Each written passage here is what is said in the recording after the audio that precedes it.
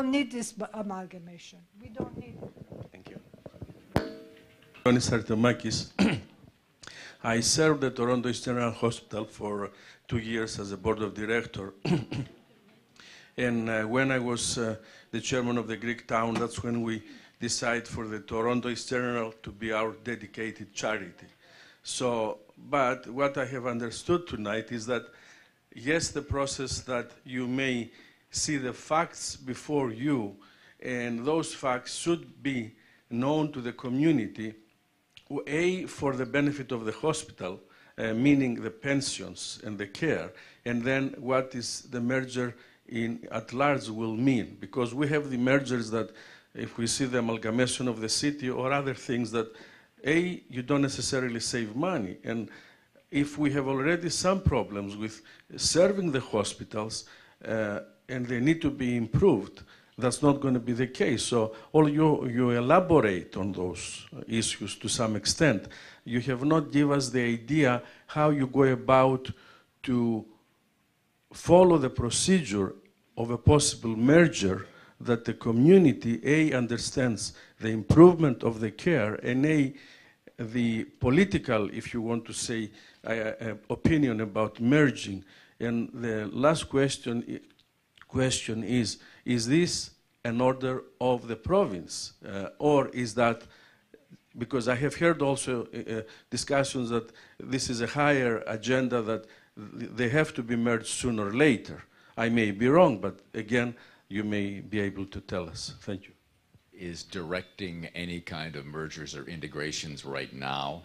I have no idea. The Drummond report, you would understand, is coming out February 15th. Whether there'll be anything in there around integrations, I don't know.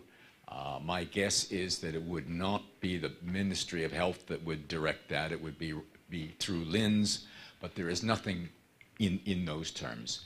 Now, if this moves forward to any other level, and remember, it won't be just a decision yes or no. There'll be more due diligence. We will see that all the information comes out to the community as it's put together, and you have other opportunities, even in this room, to comment. Certain procedure, are you going to be consulting some professional people, some marketing companies, some financial company? I'm asking you what would be in general the procedure you're going to follow. And on top of that, you say that you have a community liaison committee.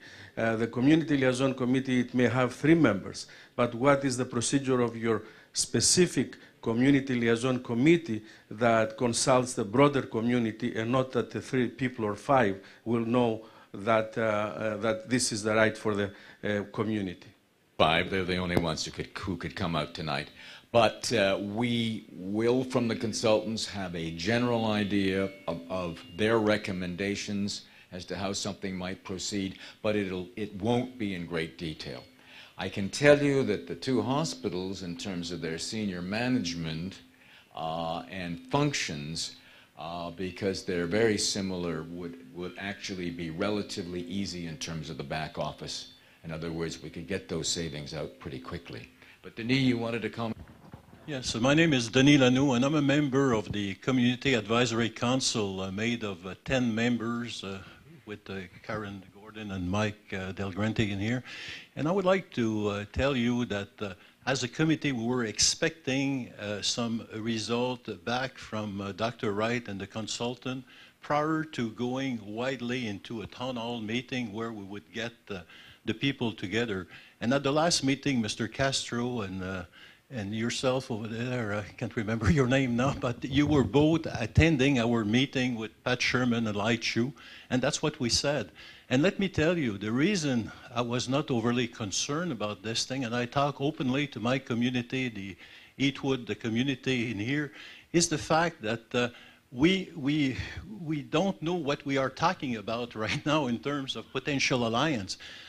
When I see the need for the $40 million to revamp the operating room, I've been fighting for this thing for the past 7 years. You know, when we took on the board of the Scarborough Hospital some years ago to get it replaced with the people that we have now, this was one of the main issues, together with the MRI that we finally got at Birchmount campus right now.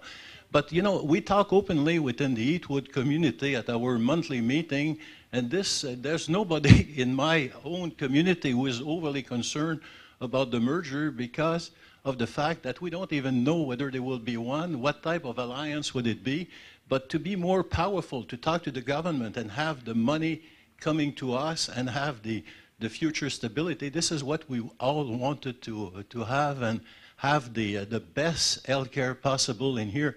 I'm telling you, some years ago, I would not have gone to the Birchmount campus or the general campus, but I went there personally for surgery, emergency surgery this summer, and I was just delighted with the service that I received, to the point that I fed this right back into the management of the hospital.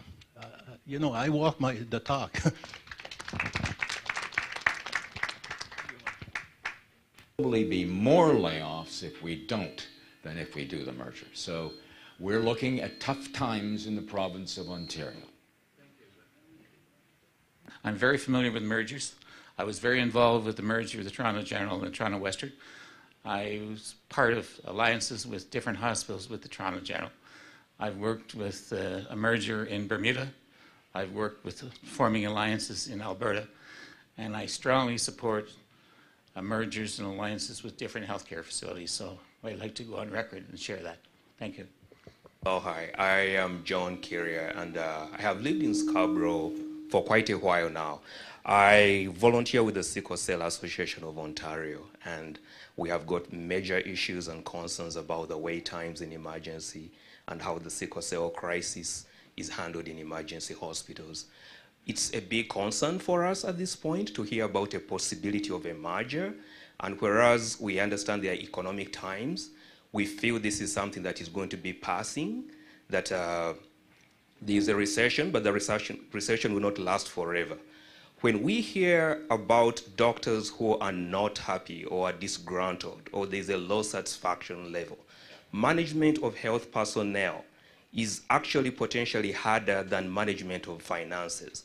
It's overwhelmingly concerning to hear that the community, the medical personnel, and us as associations which are advocating for the marginalized communities don't seem to be ready for a merger.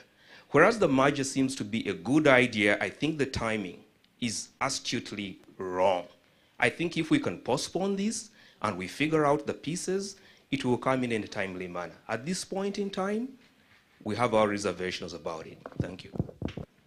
My name is Habib Ali, and I would like to ask a question about the possible savings in the back office. Have you crunched the numbers, since you've already been doing that with Scarborough General? Thank you. The consultants are doing that, and I haven't seen their latest numbers yet. So will give you an idea how early in this process and how far from making any final decision that we are. But it will have to be enough basically for us to get through the next 3 years. And I just wanted to know, from what you know now, what do you consider that a successful merger is going to look like? And from what you see today, do you feel that you have that success factor now? And furthermore, if we are already having problem getting money to improve our hospitals, where are you going to find the money to do the merger? If you can find the money to do the merger, why not just put the money into the operating of the hospital? Is basically around severance and salary discontinuance. That's where that is. There is no capital cost. There's nothing basically that we have to build. I have been involved in 4 mergers: the Toronto General and Western, the Toronto Hospital and the Princess Margaret Hospital, and this merger here and another merger downtown. What this will look like is a back office consolidation in one area. It will not change very much In fact, it won't change at all. We'll have 3 acute care hospitals with emergency just the way we do now. Many of the relationships that we have with Centenary will be maintained, and that East General has with Sunnybrook will be maintained. There will be some services that are very specialized that we don't have now that will become available from East General to us, and that we have become available to the citizens of East Toronto. So that is how I would see that happening. I do not see a merger such as the Toronto University Health Network, where they put cardiac in one place and neuroscience in another. That's not going to happen. Turn the other one off so we don't have a reverb. Oh, sorry. I have 3 questions, and the first one is if you could provide me with an example of when a hospital merger has improved efficiencies in the province of Ontario. My second question is what happens to the Birchmount site in a merger with Toronto East General Hospital and the Scarborough Hospital? Would that site be closing down? And last but not least, I'd like to know about the contract that you signed between Toronto East General and the Scarborough Hospital and the to hire the outside consultants and the specifications. And actually, how much has that consultant's report cost the Scarborough Hospital, and how much has it cost East General Hospital?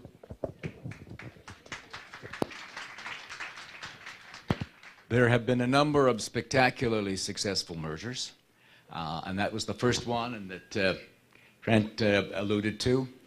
And you have the finest neuroscience center in North America at the Toronto Western Hospital.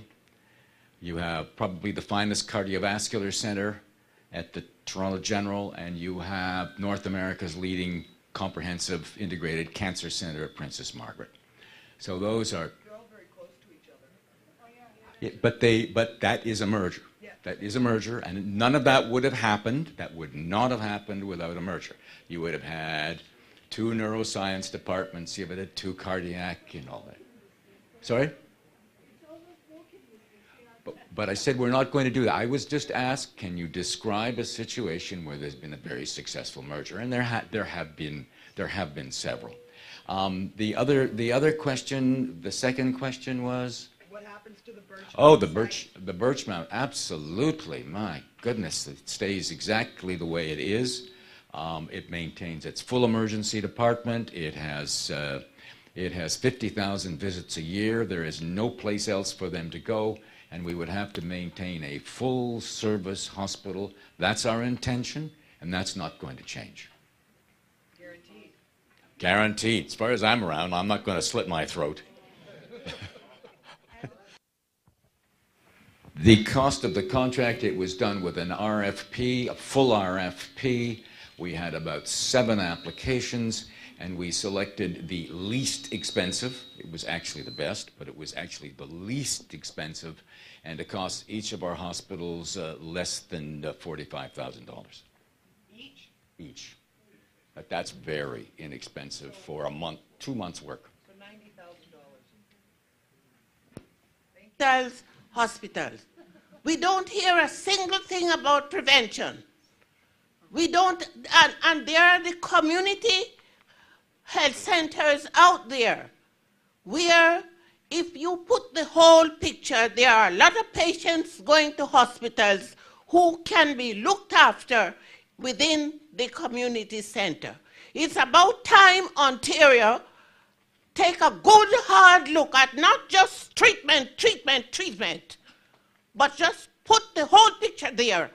Put the community health centers along, the voluntary agencies, and give the population what they really need. Thank you. With Sue Wong and Lai Chu, we were working very hard to establish at the site of the Timothy Eaton School a community access center that involves the community service agencies, the YMCA, and the hospital in providing chronic care management, preventive management in the community. So we are with you. And I'm speaking on behalf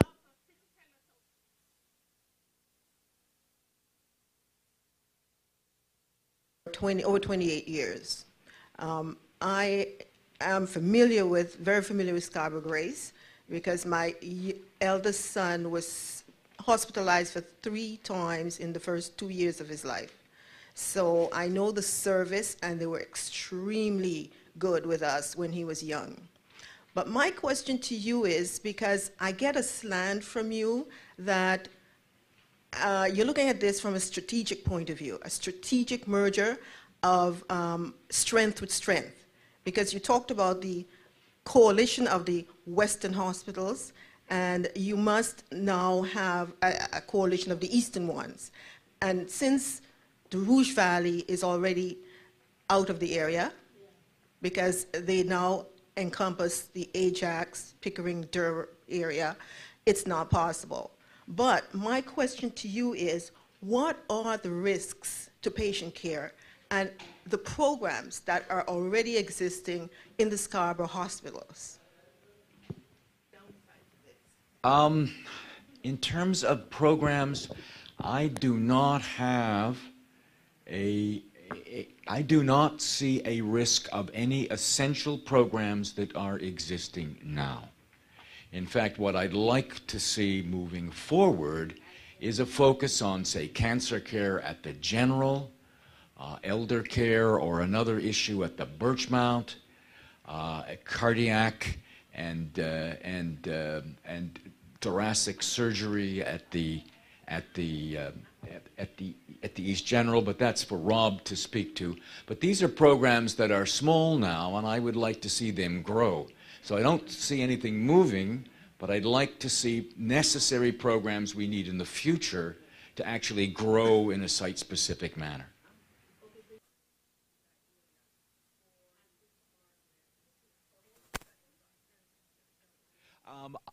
Couldn't get cancer care, or you couldn't have your TIA looked after. There are stroke centers now, and the Birchmount campus is a stroke center, and that would be something we could build on. So I would see these as future advantages.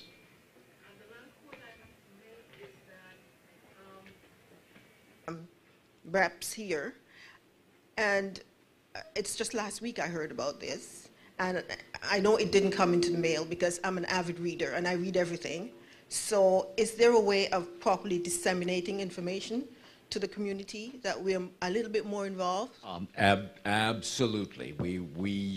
This is your meeting, but we will see in future that as this information comes in, that we've set up a communication plan so that you get notification when these meetings are, and if Mr. Castro wants to have another one of this particular group as we move forward, that's just fine with us. What I want to say is that you want to engage early, often, and broad and deep. We didn't feel that was happening, with all due respect, Dr. Wright. So we're here because of a circumstance, not because of a process that was started by anyone else except our concerns. It's Pat Sherman. I've been a resident of Scarborough for close to 35 years now. Lived just across the street at Warden and Finch. I've been involved in the corporate world for probably 35 to 37 years. Spent the last 15 years in the health sector consulting. Very familiar with project management, program management, and the impacts of not doing it right. Now, there was a question asked by Ed earlier about risk mitigation, and I didn't hear a very good answer because I know success of large projects depends very much on understanding what are the risks involved and putting strategies in place to deal with those risks. Now, if you look at the health sector as a three-legged stool, you've got the doctors, you've got the administration and the government, and you've got the community. And the community is one of the bigger legs, okay? We're one of the primary stakeholders in the outcomes of any major project. We have not been. I mean, normally when you're doing a consulting engagement, you're out talking to people to define, what are the issues, what are the problems. With your consultant, by eliminating one of the stakeholders, you're not getting a very good picture of what are the issues. So I'm a little bit concerned that the only time that the hospital's going to come back to the community is once the draft report has been written. I won't call it the final report, but you wasted time and money writing a draft without really defining all the issues. Now, corporate mergers, there's not a very, I mean, and I don't think governments do, government or public sector industries do mergers any better than corporations. And the success rate for corporations is about 20%. This is across North America. There is not a high incidence of successful mergers out there. The biggest problem you have with successful mergers, or the inability to have a successful merger, is culture. And if the cultures at the two units are counter to each other, the chances of having a successful merger are next to nil. I mean, they just won't work. Now, I've heard from one of your leading doctors, the president of the MSA, say morale in the doctor sector in both hospitals is very negative. The community, with the amount of anxiety that I'm hearing tonight, you've now got two legs. So I'm saying there's a lot of risk in this merger, alliance, whatever you want to call it. The other gentleman that said that maybe we should look at making sure we got a firm foot to, a firm stool to stand on before we ever start looking at integrating with another hospital outside of the LHIN, because the other thing you got now, when you start dealing across LHINs, you've got two separate governance organizations that you're going to have to deal with. Like you're going to have, I mean, who are you going to go to for a budget? Right now you're in Central East LHIN, but you're looking at Toronto East General, which is in Central LHIN. Who do you go to? Who's going to hold your budget? Where do you go to escalate? And in terms of reorganizing, rejigging the geography, I see that as another issue. It's like, who's going to rejig the geography so that Toronto East General and Scarborough, the Scarborough Hospital, can come together as a single unit? I just see too many holes in this thing. Excuse me. Late and didn't hear me address the issue around the LHINs, which basically is, I think, relatively easily determined. But I absolutely agree with you that risk mitigation, the communication, but nothing is going to happen for quite some time. I'll tell you why we needed the consultants, because of the previous merger at the Birchmount, we felt we hadn't done that very well, or we felt that it hadn't been done very well. And we thought that the biggest problem in that was the lack of engagement of the physicians and the lack of planning around the clinical aspect. So we wanted them to come and speak to the physicians, speak to the staff in a way that I couldn't do it, to basically look at those strategies. But you're quite right, there are other legs to that stool, and we will be very much listening as we go forward, and it will have significant impact on whether there's a final decision or not. My name is Maureen Coram, and I've lived in Scarborough for 44 years. The people of Scarborough have been shortchanged when they were forced by the provincial government to join Metro Toronto. We were told that we would save taxes, and in actual fact we now have about 15,000 more people on the payroll than before amalgamation. When the Scarborough Grace was taken over by the Scarborough General in an amalgamation, the pediatrics and the palliative care unit was closed. And if it wasn't for the fact that some great citizens of Scarborough took the Grace, the Scarborough General Hospital, to court, we would have lost the emergency department too. You've stated in year 2 and 3 there'll be a shortfall in funding, totaling $10 million. Does the East General have a pot of gold hidden under one of the beds that nobody knows about? Or will you be cutting programs from the hospitals and transferring them to other facilities? thus making the transportation longer for the citizens and supposedly laying off staff, or will you take on more staff to cover the jobs? Thank you. Okay, thank you very much. My name is Ron Smith, 37-year resident of Scarborough. When I start hearing, and it saddens me to hear you're going to have to downsize people, you have a superb doctors and specialists at Scarborough General and the Birchmount. Outstanding people. I know the assistants to the doctors are wonderful. The administrative staff that I've always met are terrific. They work very hard, and I know they're actually stressed right now. To save some costs, I guess I got to ask, I'm going to be blunt, Doctor, and it's going to reflect to you and Dr. Rob at East General. One of you have got to go. Yeah, I believe you make, what, $360,000? So that's a good start, if I read it right. So there's a good start there. We could save a lot of people. So there's going to only be one CEO. And are you willing to give it up, or Dr. Rob willing to give up your position?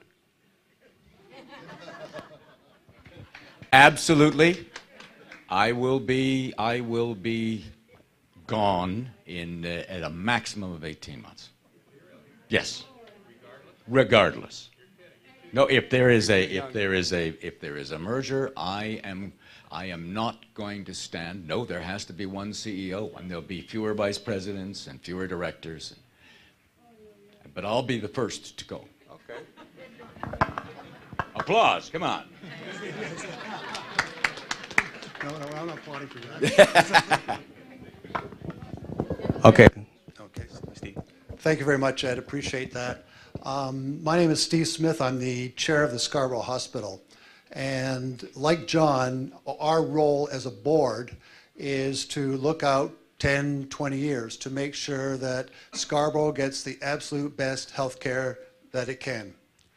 And when we take a look at the headwinds that are facing our hospital right now, and I wish they were only going to be a couple of years, but we don't believe that. We take a look at the deficits that Ontario is running, and it's going to take a long time before they get out of that. That we know that those headwinds that we're facing are going to be ongoing for quite a while. And so when John came to us and said, here is an option for us to look at, we as a board said, okay, let's look at this. We'd be a very bad board if we didn't look at all options. And the merger with the Toronto East is but one option. And at this point, there has been no decision made. There has been no recommendation come to us. And in fact, all we've been asked is, can we consider this? And as a board and representing you, which is really our role, along with representing the province of Ontario and the LHIN, we said yes. And at that point, that's all that's happened. And so I know there's some comments out there that it's a done deal, that this is, because you've got consultants, that means it's a done deal, or you're just going through the process. That is not true. There are a number of the board members here with me tonight to listen to your concerns, to your comments. And we're getting feedback through the consulting firm with their interviews that they've had. But we're really in the preliminary stages of this. So that this is really a process. We are going to ensure that at the end of it, in the long term, that Scarborough gets the quality health care that it deserves. And so we're looking at a number of different things. And this is one of those. So just in case anybody had thought that the board had made up his mind as well, and that's definitely not the situation. Thank you. Okay, one last question, and we'll wrap. 各位公公婆婆、各位街坊，我哋今晚咧喺度咧就想聽下我哋呢個社區對呢一個合併嘅提議有咩意見？大家我聽到喺度好多朋友喺度好，今晚係坐咗喺度成晚。你哋知唔知今晚講乜嘢啊？你知唔知啊 ？No。 Okay, my name is Manna Wong. I'm a long-term resident here in Scarborough Aging Court. What I just asked some of the seniors who have been sitting here very patiently the whole night to see whether they have any understanding of what has been going on tonight. The clear answer to me was no. I have real concern. I'm a parent. I have 4 boys, and my mother-in-law is here using the services, and as a resident, I'm very concerned. I echo to some of the comments that Special Pat has said, and some other friends had said, that the process of consultation is of a big question to me, where the public, the consumers, the users are not being asked. They are not in the picture whatsoever. And I thought I was quite like, that I do look out for community concerns. I talk to people a lot. But again, to me, it came like out of the blue. I didn't know that it was going to happen. And when I'm hearing that the Dr. Wright and there is a community consultation that has been going on for months, and then there will be a report coming out, and then the public is going to be given 60 days. Like, try to imagine when they have been talking about this for so long, and then we will be given 60 days to so-called give comment, give input. To me, it's not the process. And the issue about culture. 公公婆婆，各位老人家，我個奶奶咧喺度同你哋一樣咁關心呢件事。你哋覺得你哋嘅聲音有冇？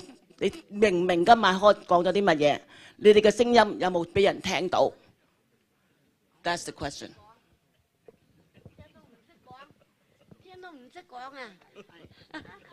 唔識聽，唔識講。Okay? They have no voice. They don't understand. They could not speak out. They have no voice. That's number 1.